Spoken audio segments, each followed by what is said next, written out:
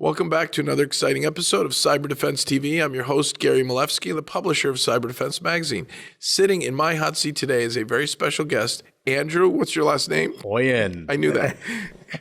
Andrew, you're the CEO of a really cool company. Is it IGI-US.com? What's the URL? IGI-US.com. I got it right. Yeah, you did. Perfect. And you guys are a publicly traded cybersecurity company. What do you do?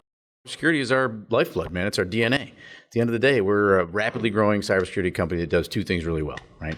Number one, we do tremendous amount of services, compliance work, right? Virtual CISO. We're the guys you call to say, hey, we need your help from a security perspective. Secondly, we're building a massive portfolio of cybersecurity technology on the back end as well. So we're a unique blend of both technology developer as well as cybersecurity services organization. Wow, it sounds to me like you're an SMB mandiant provider to help the SMBs solve their problems as virtual CISO kind of thing. Yeah, our focus is like the mid-enterprise market. You parachute in? Parachute right in. You're not doing, well, even though you're publicly traded, you're not doing the largest enterprise in the world, right? No, we don't do any, we help, right? And you help mid-market? We help mid-market. Mid-enterprise is certainly our sweet spot and down. You know, we like working with those guys. There's a lot of companies that are in that $500 to $1 billion range, as well as ones that are $100 million to $500 million and below. So. And your team can, fix all these issues on the network? Is it red team, blue team? Like, what do you guys do on the network to solve We do everything from, we'll come in and do incident response, right? We have a bunch of incident response customers that are constantly calling us and saying, I've got a problem, I've been hit with ransomware.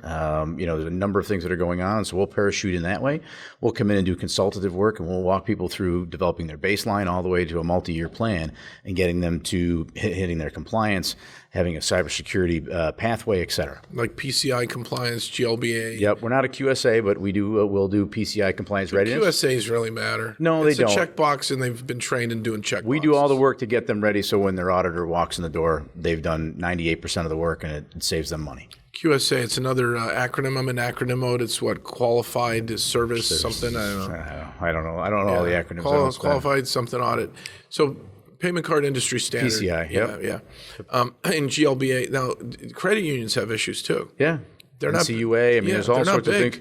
They're not big. There are some big ones. There are some decent sized ones. But they need help. Yeah, they all need help. Because the president of the credit union should not be doing the firewall. No, and they have a small IT team, or they're outsourcing their IT team. We work across any of those, right? So if you have internal IT, an external MSP, we're that security overlay for them. So we don't come in. We're not trying to take over their roles. We're there to support them, right? We make them look really good. We make them look like IT professionals. Is it as needed? Is it quarterly? Is it scheduled? Or is it emergency? Come on So down. we have all the above. We try to set up long-term relationships with our customers. So we tend to do engagements anywhere from 1 to 3 years. So and that's what that creates that connection with our customers, and they see that we're taking them from start to finish. We have a whole process and approach to doing that. We'll also come and do one-time engagements as needed basis. Clean up the ransomware. That's the incident response side of things. Do you teach people how to do their backups right? Yeah, we'll walk through everybody. We'll walk it through everybody. We'll also talk to people about, what technology are you using, or you already have deployed, or what are you looking for, right? So you're not making mistakes in terms of buying just random stuff. We're here at RSA, and are you technology agnostic? We are technology agnostic, so except for our own product. Checking all of that. Oh, speaking of that, so you have security automation to help speed up what your parachuters do. Yeah, exactly. We're a network security. We have a network security platform. It does three things really well, right? It identifies all the devices on your network, fingerprints them all, tells you what they are, and then it runs vulnerability scanning off of them. So really, we are looking at the whole network security layer that you have in your network. It runs across layer 2, layer 3. We've got patented technology that's built into that solution. Are your reports in the cloud? Are they on-prem? Is it for your team only? Is it for the MSP? Is it for the client? How does that work? On the services side, we keep all that stuff very secure, right? So we're sharing that with the customer only. Anything that we're doing and we're pulling together, we're using a number of different tools, right? It's not just our own product Nodeware. We use a number of different tools to evaluate a situation and work with a customer. So at the end of the day, it's fairly simple, and we provide that information to them on when they need it in reporting fashion. On our product side, it's all built into the cloud, so they can access that through a very easy to use dashboard. What about the SLA for the services? Service level agreement. What do you do things like? Are you bringing in cyber insurance? Are you taken the hit for a client if there's an issue? I mean, there's a lot of issues when you're doing services. There are a lot of issues, right? We're covered on our own side. We do partner with cyber liability companies and things along those lines. We don't bring it in. We're kind of that agnostic recommender, right? We say, hey guys, you need this. You should be looking at this. You should be evaluating X, Y, or Z, and we're walking them through it, right? So IGI-US is gray matter in cyber to get in there and fix problems and kind of train people and make sure it doesn't happen again. Very much so. And the clean up the breach, clean up the mess, maybe recommend new products or services. Yeah, we work with the IT team to identify what's in their best interest, right? And then we stay behind, right? Our virtual CISO program has been a big hitter, and it was a huge growth opportunity for us last year and continues to grow into 2020. So I remember a long time ago, Silicon Valley and other areas, Silicon Alley, and whatever they want to call it, all the different belts. Right. The virtual CFO was really popular on startups where someone would come in, do the CFO work, and take off, right, and help them get their first round.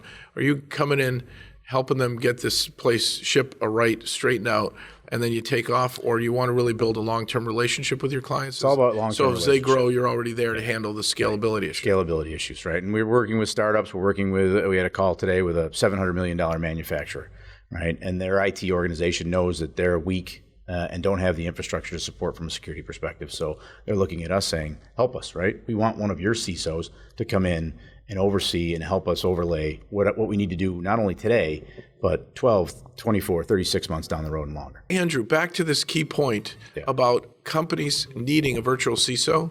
Can anybody afford you, and where are you being deployed in America? We're being deployed all over the United States. We're actually moving into Canada as well now. We're getting calls from our channel partners. We sell mainly through the channel.